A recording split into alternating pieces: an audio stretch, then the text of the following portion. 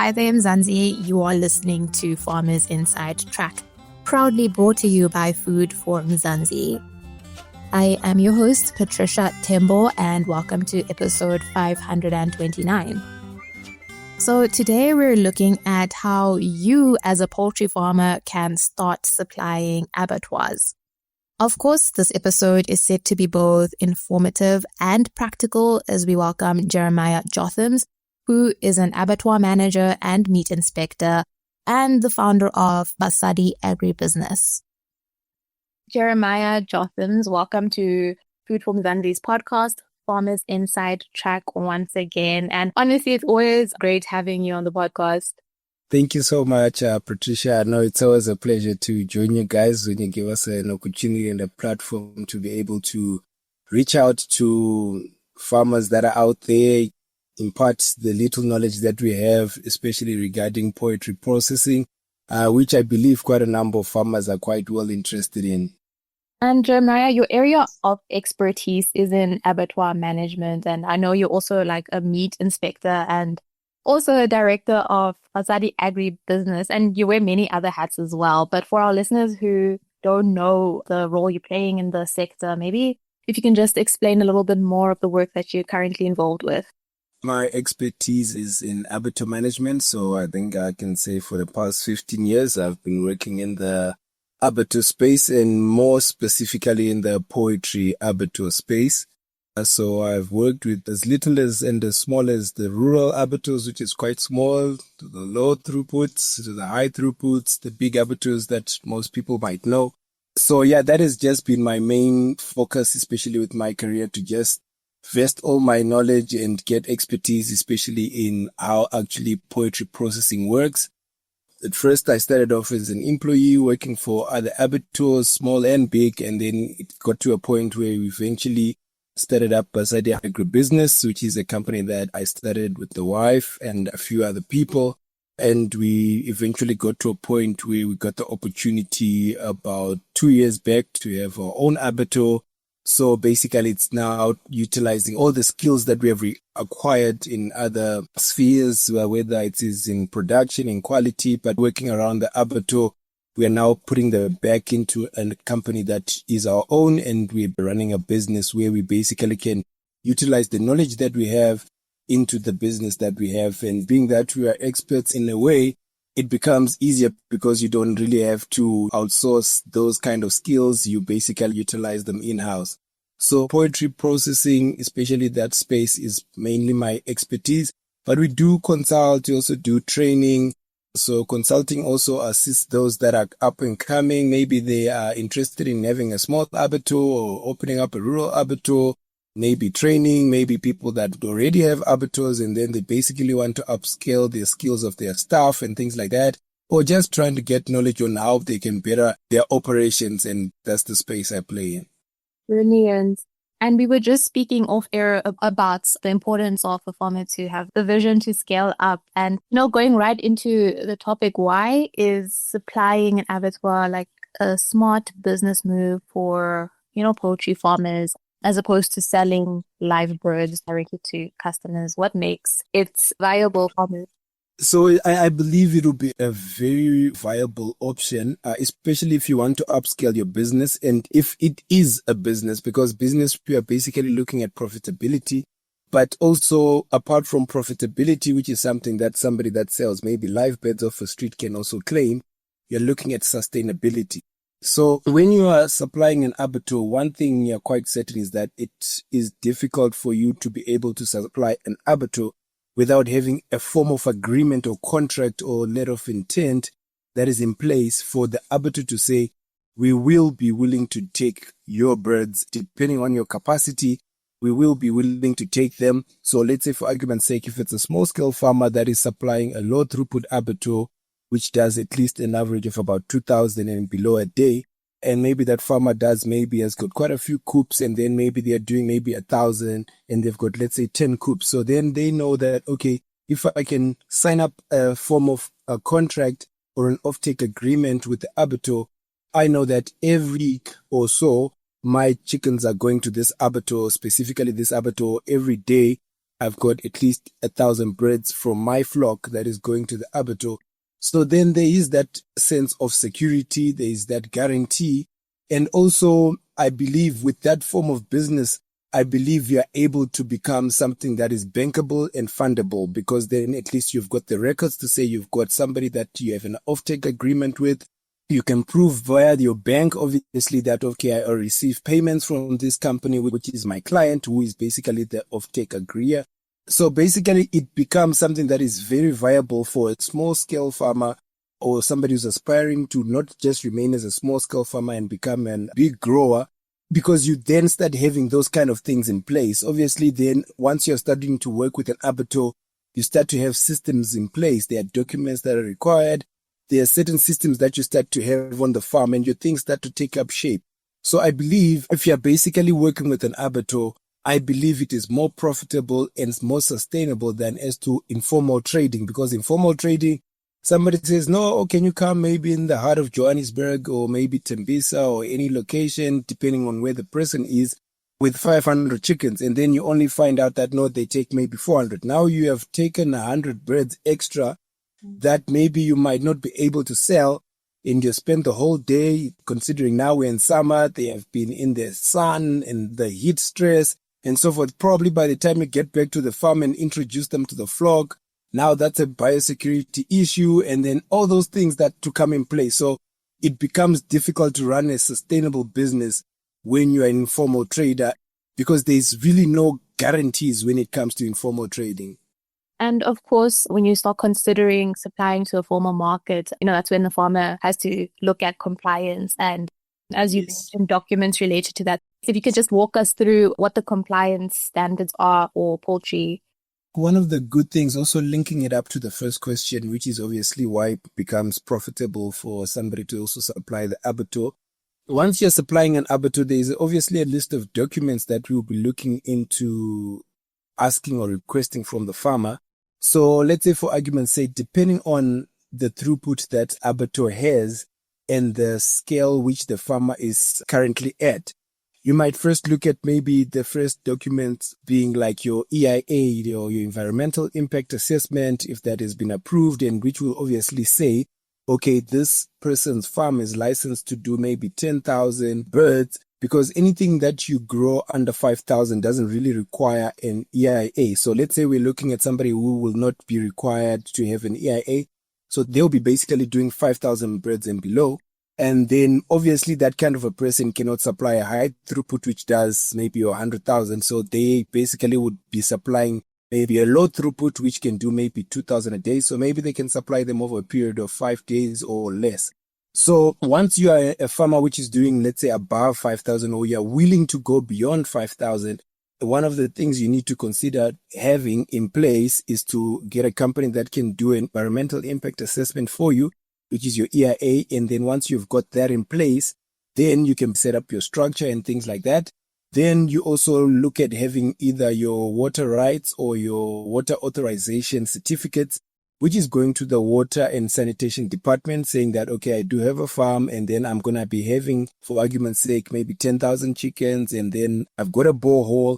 Maybe you've already drilled a borehole, maybe it's at a farm and you already have a borehole which you utilize for your household, but obviously maybe it's quite a huge amount of water which you can still supply your poultry houses with.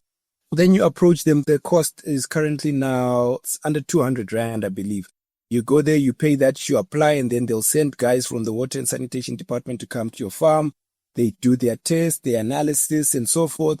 And then they can assess, okay, maybe you can utilize X amount, or 20, 30, 50,000, whatever number of liters that you can utilize a day. And then there'll be a small fee that you pay to the water and sanitation department for that purpose, because water is a human right, but then obviously that belongs to the government. We utilize the water. You don't say because there's a river running through my farm, then you own it. So you need to get rights to utilize the water, regardless of whether there's a stream, whether there's a borehole at your farm. So once you have that water authorization certificate or water rights, you are putting up documents which are going to help you in the future. So once you have those kind of things in place, when you now set up your structure, we know that everything's above board. EIA is up to standard. Your water rights are in place. Then let's say you're doing it for argument's sake, 10,000 birds or anything from 5,000 and above.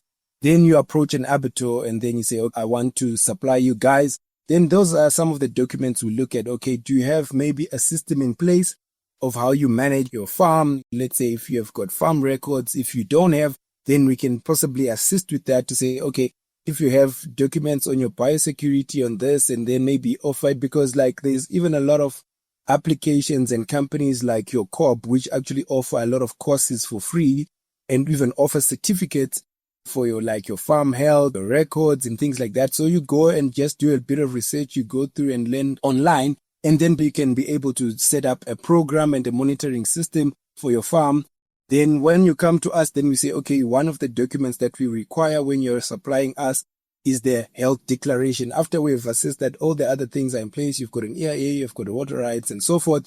Then every time you deliver a batch of chickens to us, or whether it's rabbits or whether it's ducks, any form of poultry, then you have to come to us with the health declaration. That's a document which then says, okay, throughout the period of you raising your chickens, this is the health status. And if you utilized any growth stimulants or antibiotics or things like that, you then have to state that. When you administer them, what is their withdrawal period, if you adhere to the withdrawal periods. And then we take that document based on what you have put on the document, because that's a legal document. Because if we do our tests and we find out that there's maybe residue, because we do like residue testing at the abattoir, if we do find traces of maybe coccidiostatin or things like that that you will have administered, but you didn't adhere to the withdrawal periods, and then they eventually make somebody sick, we can then go to those documents, because then it becomes a legal case, because then somebody sues you because you have maybe impacted their health. Then what we do is that, no, this farmer declared to us that they adhered to this. But then when we do our test, then this was found. So therefore, then the farmer is in the wrong, because they didn't declare correctly, or they declared falsely that they had administered these things and they actually adhered to the withdrawal periods and they didn't. So then that doesn't become our issue anymore. Then the farmer becomes the one that is liable. So once you are, as a farmer, are adhering to all those things, if you administer growth stimulants and things like that, you make sure that you have got records in place. And then you ensure that you also train your staff, because maybe you're not the one that is administering them, and ensuring that you adhere to the withdrawal periods and then the catching process and so forth. So then you need to have a system in place so that the guys are trained on that system so that they follow it through. And when it comes to the abattoir, we just take those documents and then we go through it.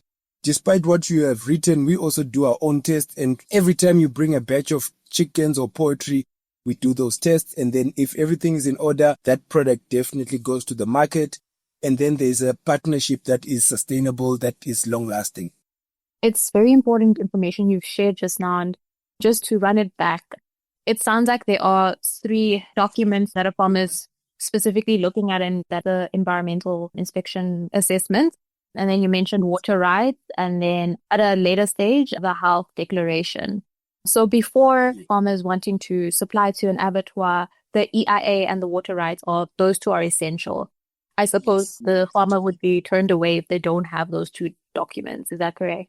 Yes. So when you're doing under 5,000, it's not really much of a big deal. But then now, once you are looking at the prospect of going beyond 5,000, so the smart thing to do is that you rather, as you are starting your operation, look at those things already. And then you can say, okay, based on the amount of land you have and how much poultry you want to supply in the future, then you can specifically have an EIA for that amount that you want.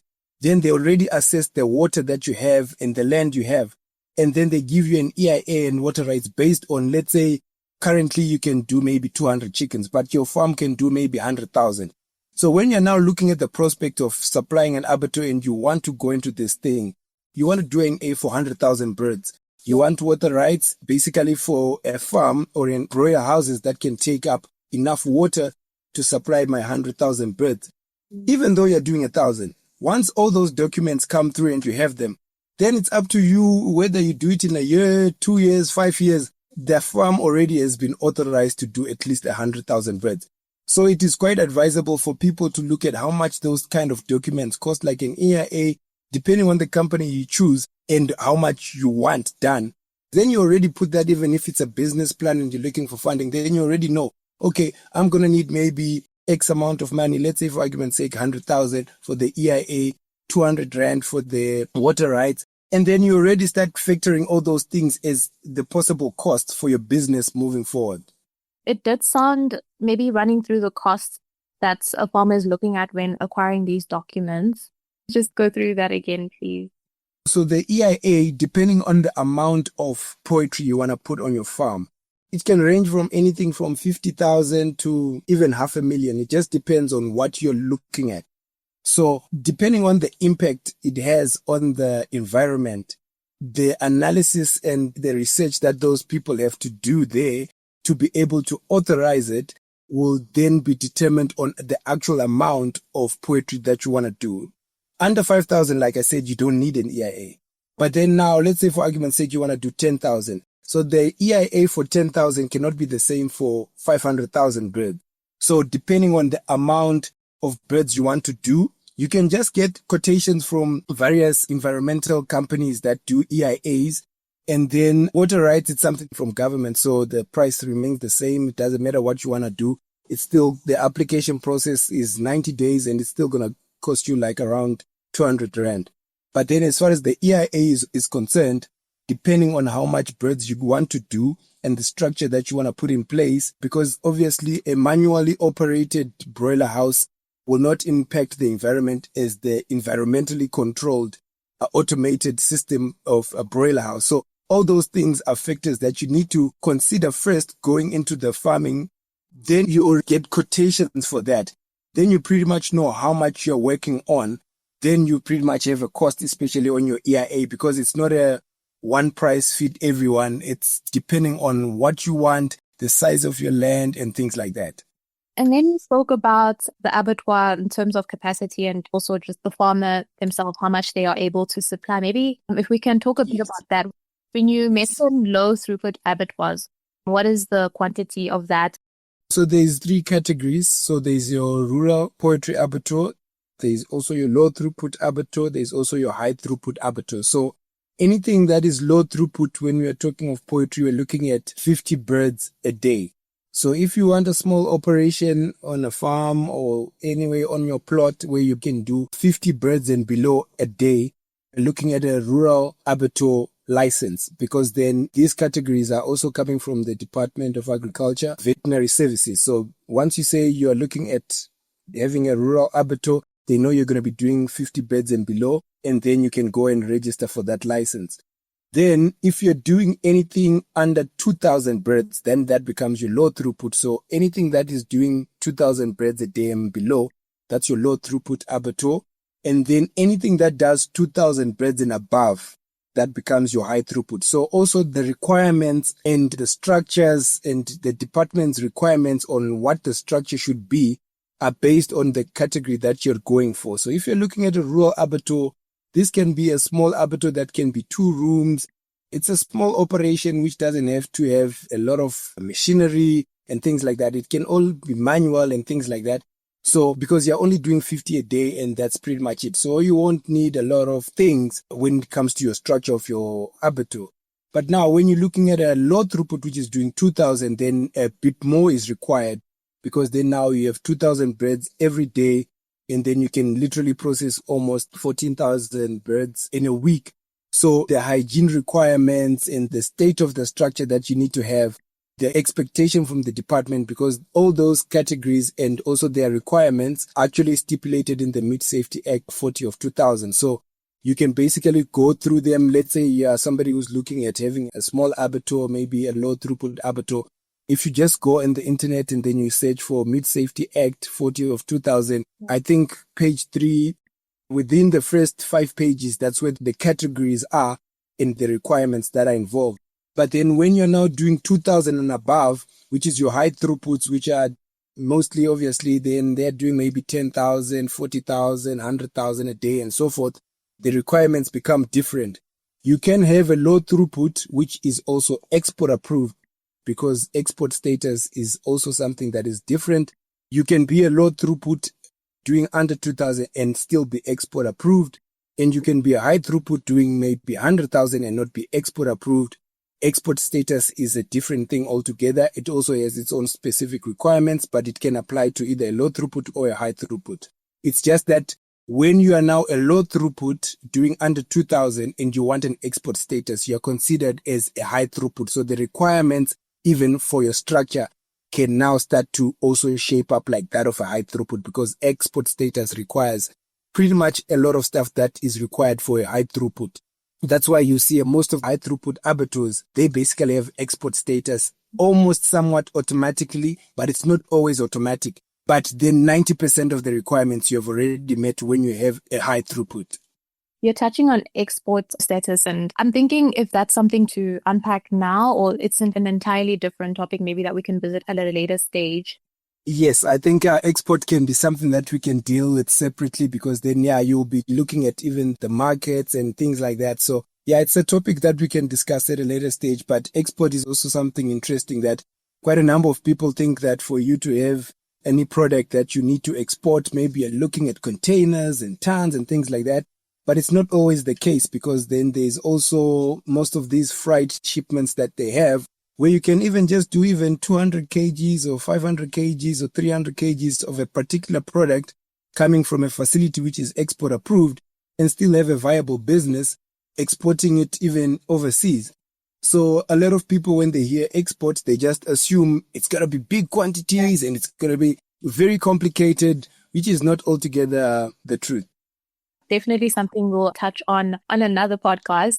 But going back to this, when you think South Africa, we've just been going through so many issues with biosecurity within the livestock sector in general.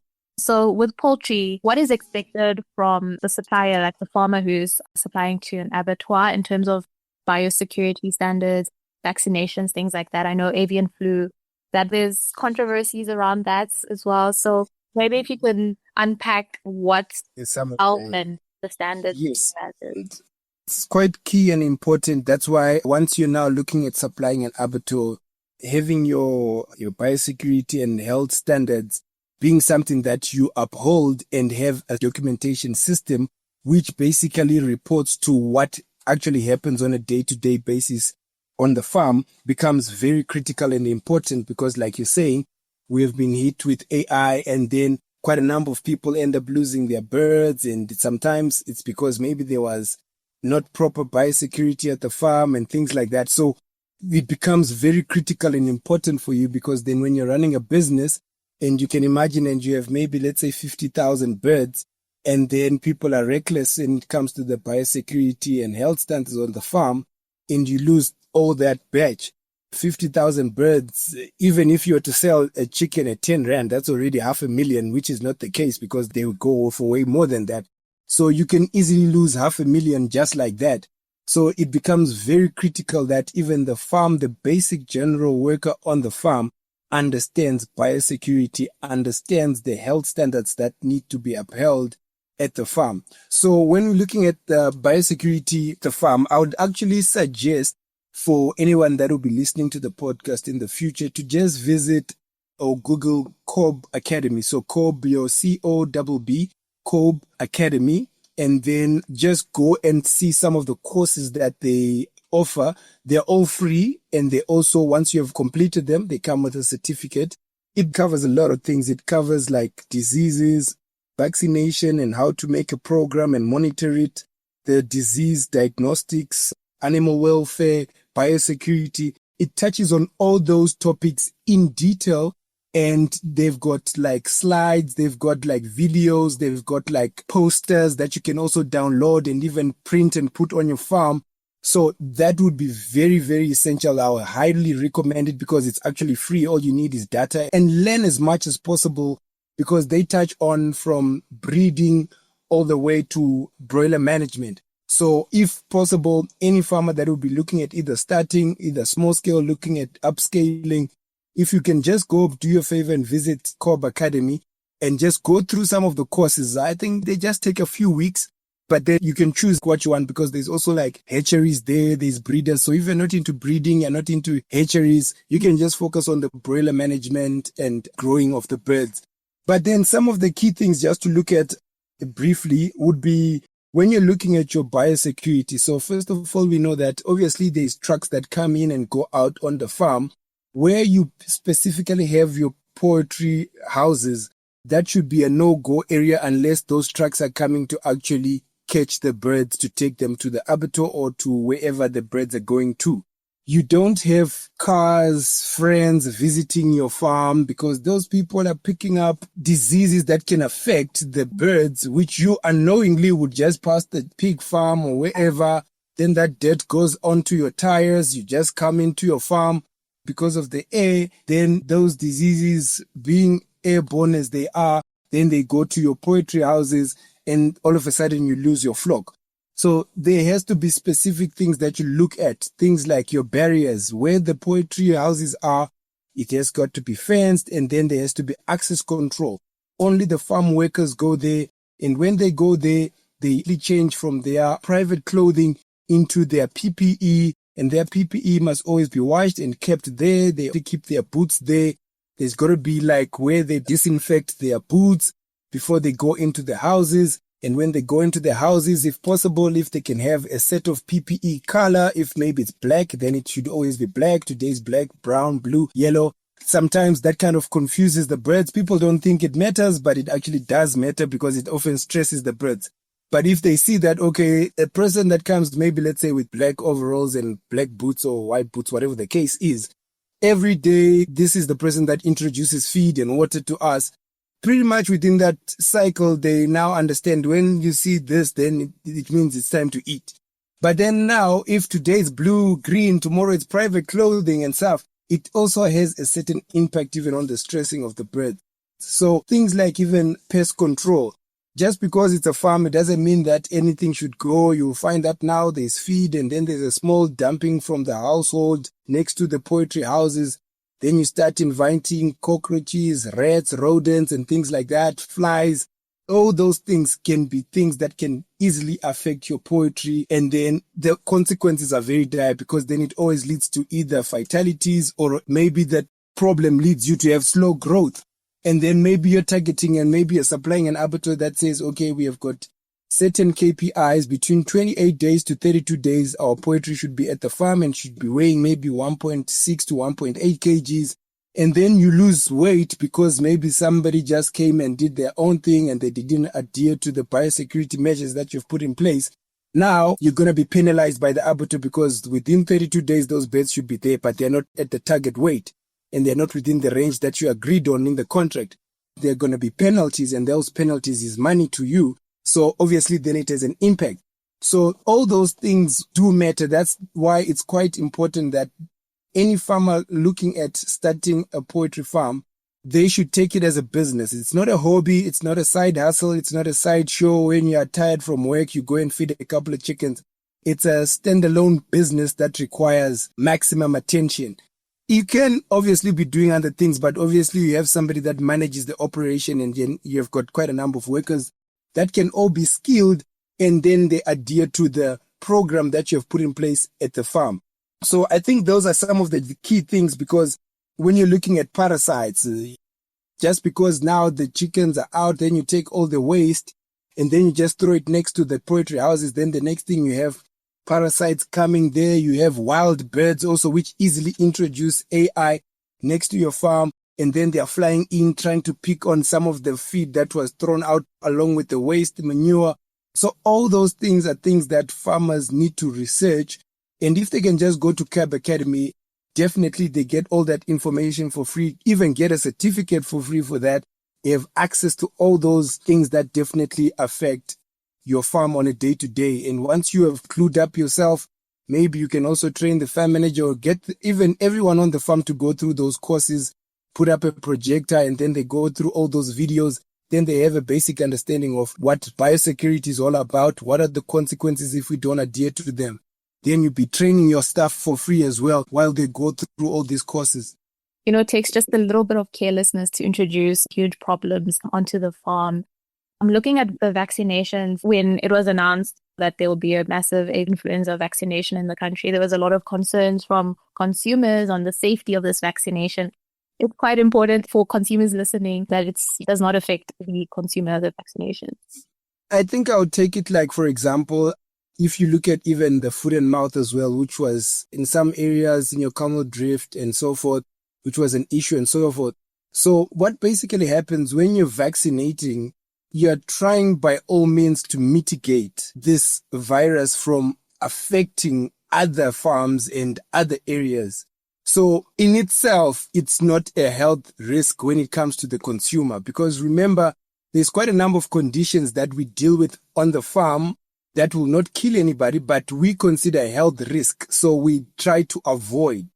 Then there are also certain conditions that we also mitigate at the abattoir, which might not necessarily kill a person, but when we're looking at quality, we can then say, okay, is it something of good quality for us to have maybe a wing that is red? Obviously, what will have happened is that maybe they didn't catch the birds properly, maybe held it by the wing, and then now, obviously, there was a fracture, and then blood came out, and then it was red.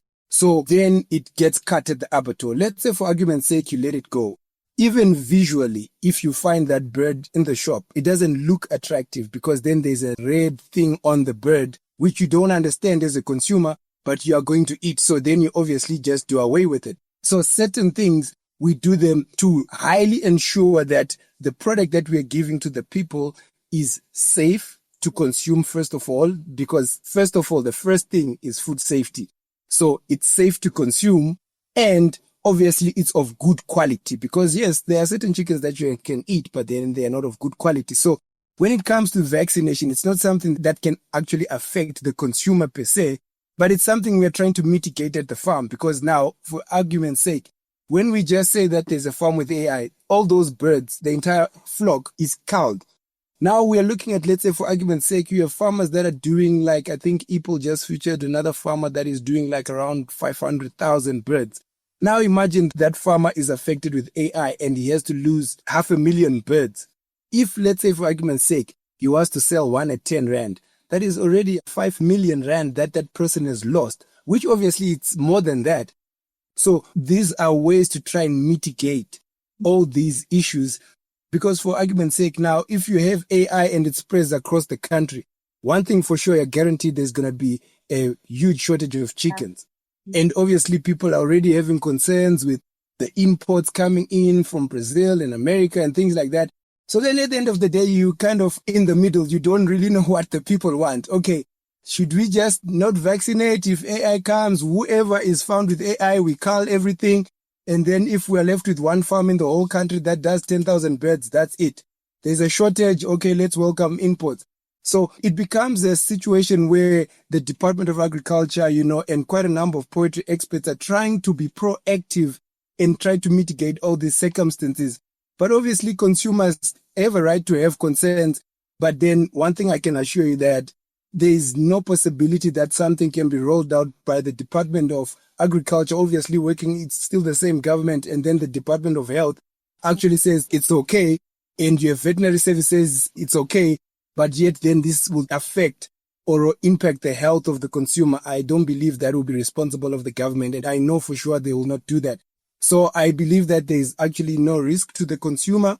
It's just that we are trying to mitigate the risks that we have when now all these viruses are affecting various farmers, and then at the end of the day, we have to lose livestock, which eventually is obviously loss of money, but at the same time creates a shortage on the market. And now looking at the logistics with transporting live birds to the abattoir, maybe walk us through that and what animal requirements are with animal welfare and having issues with the meat quality as well when transporting live birds to the abattoir. That is one thing that a lot of small-scale farmers ignore and take for granted, but actually there is regulations in place. Some are obviously found in the Meat Safety Act. Some are also found in the Animal Welfare Act. So it's good practice that you obviously as a farmer know what are the requirements that are regulating the transportation of poultry from the farm to the abattoir, because there are guidelines in place. I'll just give a brief, but obviously those that want to go into detail, they can look at the Animal Welfare Act, and then they just look under the heading of transportation of poultry or livestock. And then also in the Meat Safety Act, they can look at the transportation of poultry as well. So obviously the time to catch has to be adequate, obviously, because if those people don't have adequate time to catch the birds at the farm, you are now going to put so much pressure on the driver to say, no, this truck should be at the abattoir by this time. Now there's going to be a problem with the driver driving recklessly, and that will obviously affect the birds. It will affect the quality of the birds. It will eventually, in some cases, worst case scenario, if for argument's sake, let's say the truck breaks down or there's an accident, then there's fatalities, and then that's a loss of income for the farmer because they have not arrived at the abattoir. So the abattoir is not going to be responsible for that. I'm just going to touch on a little bit on just before the birds are loaded on the truck and then the transportation part. So these are the key things that the farmer needs to know. There is also a withdrawal period of feed. The feed must be withdrawn 9 to 12 hours before transportation. Water should be administered even up to the last minute. Water doesn't really have a problem. We actually encourage the birds to have water right up until the guys are catching the birds. But then the feed itself has to be withdrawn at least 9 to 12 hours. It has to come with a health declaration. If it's a low throughput on the day of delivering the poultry, whatever it is, whether it's rabbits, chickens, whatever the case is, the health declaration should be presented along with the batch of poultry on arrival. That's at a low throughput abattoir. But at a high throughput abattoir, the health declaration needs to be sent 72 hours before the birds arrive. So 72 hours before the birds arrive, the health declaration should already be at the abattoir. They know what's coming. They know where it's coming from. They know which houses have been caught at. So that's some of the regulations that are around the catching and the transportation, and obviously when they get to the receiving. So you would find that as an inspector, if I'm at antemortem inspection, which is just before the birds are being offloaded, I get the health declaration. So if it's at a high throughput abattoir, if I already don't have the health declaration 72 hours prior, the law actually says we should not slaughter those birds because the health declaration should have come before, 72 hours before the birds arrive. And then if, let's say, at a low throughput, a farmer comes and they don't have the health declaration, in some cases, because it should be presented before the birds are slaughtered, we can, if we have, obviously it's part of our system at the abattoir, we can just print it, we give it to them, they record the information that they have, and then the birds can go through. But that's not the same for a high throughput abattoir because it should be at least 72 hours before the birds arrive. During transportation, the distance between the abattoir and the farm should not be such that the driver has to drive exceeding 24 hours. So the distance has to be at least within 24 hours of transit. And then if obviously when during transportation, the truck itself has to adhere to welfare standards, the truck has to be shaded, provide adequate ventilation. The exhaust fumes should not be facing up on the side. They should be facing down so that once in transportation, the fumes don't eventually go into the flock of birds that are being transported to the abattoir. And if needs be, if necessary, that there is a stop from the farm to the abattoir, maybe the driver has to recess and maybe it's a long distance. It should be such that the birds should be ventilated, they are under a shade and things like that. So all those things need to be looked at, and basically a farmer can look at animal welfare standards under transportation, Meat Safety Act under transportation, and then they can get the basic guidelines of what it takes or what should be adhered to when it comes to transportation of birds to the abattoir. Are there consequences for farmers when these requirements are not complied with? Yes. So let's say, for argument's sake, let me pick up from a quality perspective. Let's say you don't withdraw the feed 9 to 12 hours prior to slaughter. So what you'll eventually see is that, let's say the birds were removed from the feed just before they got caught. So what you'll realize is that there's going to be crop. The crop of the bird is going to be full of feed, and obviously the whole intestinal gut will be full. So what will happen is that when it gets to the abattoir, when the birds are being slaughtered, there's going to be a huge amount of contamination, especially for argument's sake, when you're dealing with a high throughput, it's mostly machinery. So it's not like somebody will carefully take and remove the crop. It's a machine doing that. So by design, the crop should be empty. So if it's full of feed, it's just going to get ruptured, and then all that feed that was consumed before the birds were caught is going to go on top of the bird. Now, when it comes to meat inspection, we are not allowed to wash that bird. We are supposed to cut off the parts that are affected. But then if the crop itself is ruptured to the extent that it affects the whole bird, that means the entire bird is to be condemned. So once the whole bird is condemned, anything that is condemned is the consequence of the farmer. Whether it's a disease, whether it's a condition, it is all on the farmer.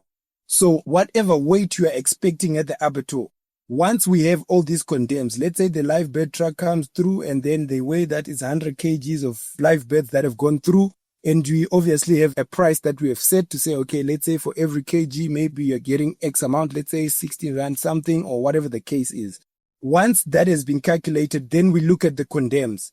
Okay, if there's red tips are obviously causes of poor handling when they were catching or of flapping of wings prior to catching. So all those wings that have been damaged, bruised, and the tips are red and so forth, once they've been cut off by the meat inspectors, we're going to weigh that as well. And that weight is going to be deducted from the amount which has been agreed upon. So it becomes the farmer's loss. So it's highly in the interest of the farmer to ensure that there is adherence to all the regulations all the way until the final product comes out of the abattoir. Because even once the birds have left the farm, if we find out that maybe for argument's sake, we can't utilize all the intestines because they are full and because then their feed was not withdrawn. So as the abattoir, we are not going to be able to sell the intestines, which most people commonly call mala. That becomes the cost of the farmer, because remember, we were going to buy the bird live, but we were supposed to make money on the bird itself and the intestines and everything else. So now the money we should have made on the intestines is a loss not only on us, it becomes a loss on the farmer, because that's us also our revenue stream that should have come in, but is not possible because you didn't adhere to the things that you should have adhered to. So that cost then goes to the farmer. When farmers are deciding on which abattoirs to supply to, what are the factors that they need to consider? I know you've mentioned the distance and it not being, more than 24 hours away. So maybe if you can speak about those factors that a farmer needs to consider when selecting an abattoir. First and foremost, one of the basic things you need to do is first research about the company you're going to. What is the history of that company? So let's say you come to our abattoir for argument's sake. Okay, these guys have only been operating maybe for about 2 years, despite the people themselves being in the industry for 15 years and so forth, but they are in this business for around 2 years. Okay, maybe who are other farmers supplying these guys? Maybe have a chat to them if they're open to the conversation. Obviously, you don't go to the details of, okay, how much you're getting paid, but then have you ever had issues of payment and things like that?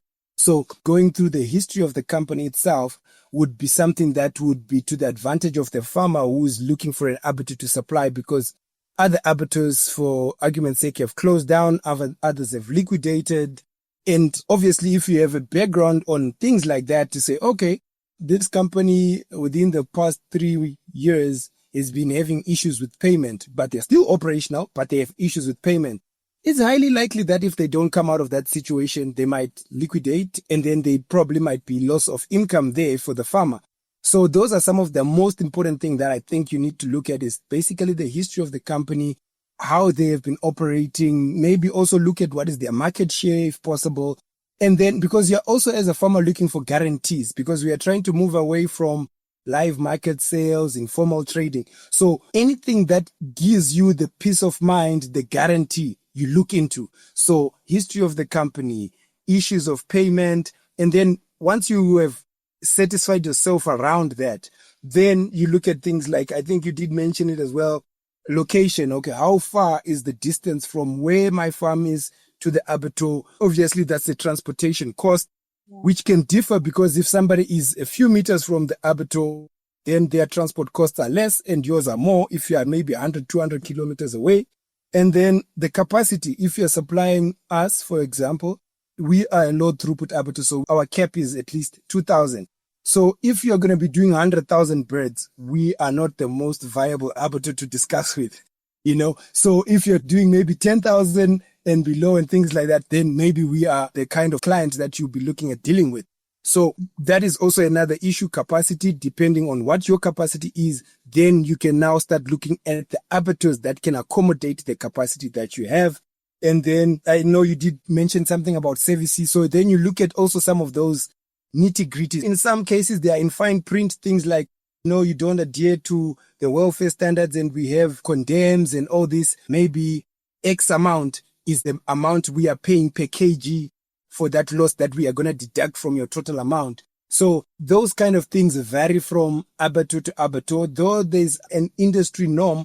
But remember also we have different categories. You can't compare a low throughput abattoir to a rainbow that can be easily slaughtering 400,000. Though it's a high throughput, there's another high throughput doing only 10,000, and there's another abattoir doing at least 100,000. So some of those issues and factors then go down to the fine print. So obviously when now you have satisfied yourself with the company history, their payment methods, and what are the terms of agreement when it comes to payment? Is it a 7-day thing? Is it an after delivery thing and things like that?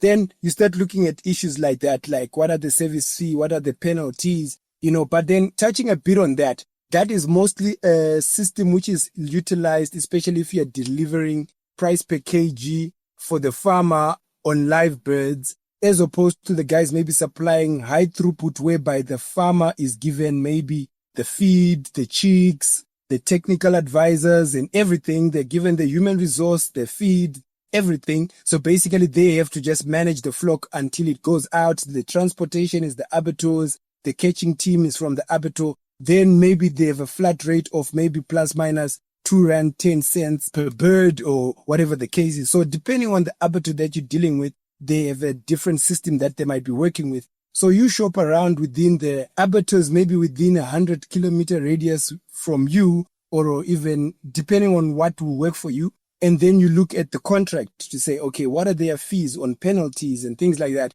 Then you can compare, maybe approach maybe 3 different abattoirs within the same category. Maybe you're looking at supplying high throughput, maybe get 3 and ask for letters of intent. Say, okay, if I was to supply you, maybe can you give me a draft of a letter of intent, which obviously goes to the detail of how much do I get per kg and what are the penalty fees and so forth. Then you just compare those letters of intent. Once you are happy with one company, then you go beyond the letter of intent to the offtake agreement. And then I think that's the best way to go about choosing an abattoir that you can partner with and supply.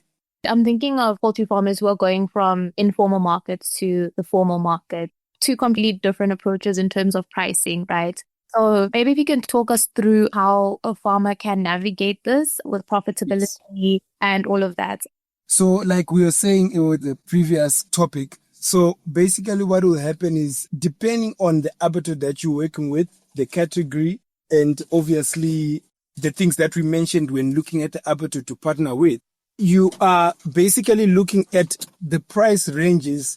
It's a bit difficult to speak on the specific price because each and every abattoir, depending on what they offer, they have a specific price. So certain abattoirs will supply you the birds, they'll supply the feed. Other companies don't supply anything. The farm is yours, the chickens are yours, the feed costs are on you, and then they have a price per kg that they give you flat out, and then there's no penalties after that. So it will depend specifically on which system that specific abattoir is working with. And depending on the system that they're working with, you can compare draft letters or offtake agreements based on the specific system those abattoirs will be using. Because it's not a one-size-fits-all, depending on who is in the business and what they're looking at. But obviously, some abattoirs that are well established, like for argument's sake, if I can say, let's say Festive, your Astral, or your Rainbow, and other companies like that, they obviously have a specific system and they have more than one company and maybe more than one abattoir. So you'll find that maybe EPOL obviously works with the Rainbow and all that. So they will supply you the feed, they'll supply you the chicks. So depending on what system works best for you, if you are a small up and coming farmer, maybe you can say, I would rather invest in a structure that can take up 40,000, but that's where maybe my budget ends. I won't be able to put in a single chicken in. Then you can shop around for big abattoirs that will supply you the chicks, the feed, the technical advice, and all that, cover everything, including the transportation to the abattoir. Then they give you something like a management fee, basically, which covers your operation, maybe electricity and things like that. And then that's one system of doing it. But then maybe you are a farmer who says, okay, instead of doing 40,000 and then it's an empty house and look for a contract, maybe I can do 10,000 and have my own 10,000 birds, grow them myself, and then have an offtake agreement to supply those 40,000 birds with my own transportation. And then when I get to the weigh bridge, whatever weight is there is the amount that you get. That's also a different system. So depending on what system is being used, the pricing is dependent on that. I'll give you a specific pricing on what we deal with. I mostly deal with rabbits. So my system is that somebody supplies us transportation to the farm and everything is on the farmer, and we pay them 55 Rand a kilo to the farmer. So this is not live weight. This is carcass weight. So some people pay live weight, some pay carcass weight. So with our business as rabbits, the person supplies the rabbits, we slaughter them, and the carcass weight is what we pay 55 Rand a kg on. So if you supply, for argument's sake, a 3 kg rabbit, plus minus 50% out, then you get a 1.5. 1.5 times 55 Rand a kilo is then what is paid to the farmer within 7 days. So that's my model and that's our system of operation. But you can go to somebody else and then it can be a totally different situation altogether, which is then something that you can now, you talk to maybe Basadi Agribusiness. Tomorrow you can discuss and talk to maybe a different company that maybe deals with rabbits. They can offer you a totally different system. You compare that and then what works best for you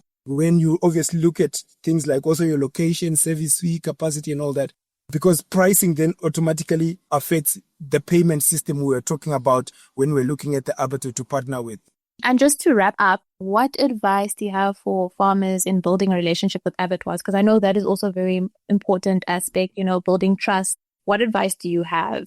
One of the most important things I could ever stress to farmers is knowledge. You have to be somebody that is keen on knowledge, because if you are somebody that will just take the first offer that comes, you'll find along the way that maybe you had the worst deal that you possibly could have had, and then in the end it will affect your business operation, and then eventually you're out of business, or maybe it's not a sustainable way of doing business. So once you invest yourself with knowledge, you as the business owner, as the farmer himself, and then upscaling your staff as well, because anything that is happening on the farm is directly or indirectly going to affect your bank account. So once you start right, you invest in the right type of skills and knowledge that you're going to impact on your workers and yourself. Moving forward from there is little things that can come up that you were unaware of. Obviously, as you grow in the business, there are certain things, small ounces that you were not aware of that you could easily pick up, but it's not major things that can affect your business to a point where you have to shut down the operation. So once you as the farmer are well equipped, knowledge-wise, you know what has to happen on the farm, biosecurity, farm health, you are well aware of the Animal Welfare Act, you're well aware of the Meat Safety Act, because one thing you have to understand is that there is a value chain. The farmer is not independent of the abattoir, independent of the farmer. So that's why even though I'm an expert in abattoirs and agro-processing and poultry, I'll tell you one or two things about a farm, because you have to have that vested interest. Otherwise, if you don't, then if I didn't know that, okay, as an industry standard, the feed has to be withdrawn 9 to 12 hours before they come to the abattoir. Now you start an operation. These guys don't withdraw their feed. You have already bought their livestock. Then the next thing you have to throw away, the whole intestinal gut, you have to throw away, which is money that you could have made. Then that's a huge loss. That's a huge lesson that you're going to learn. But if you had just gone and studied and just learned, because most of these things are online, like if you go to Cobb Academy, just make yourself well adversed to the acts that I'm talking about, the Animal Welfare Act. It's not a very big document either, maybe about 30 pages or so, and some of the stuff will not obviously affect the farmer, some affect the abattoir, so you go to what affects you the most. And obviously have a vested interest on the next process. Okay, so these are the things that affect the abattoir. So I need to ensure that the livestock has to drink a lot of water before leaving the farm. The feed should have been drawn 12 hours before these guys come to catch, so that I don't have those service fees that will start getting charged, penalties and all those kind of things. So once you have that knowledge going in, you know about the EIA, you know about the water rights, you know already about all these things. You go in there and you have little to worry about, because already you have covered already much ground. So you won't have these expensive lessons to learn along the way. For farmers, is there a way for them to reach you if they have queries or, want to connect with you in some way?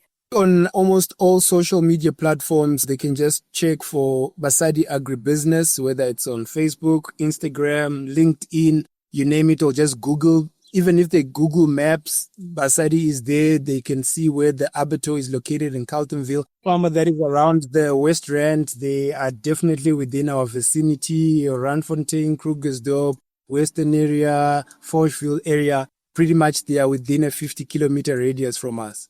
If they have any questions, even our cell phone numbers and our details, office numbers, they're all available on our social media platforms. So Basadi Agribusiness on all social media platforms, they can definitely get us. Thank you so much to Jeremiah Jothams, who is an abattoir manager and meat inspector.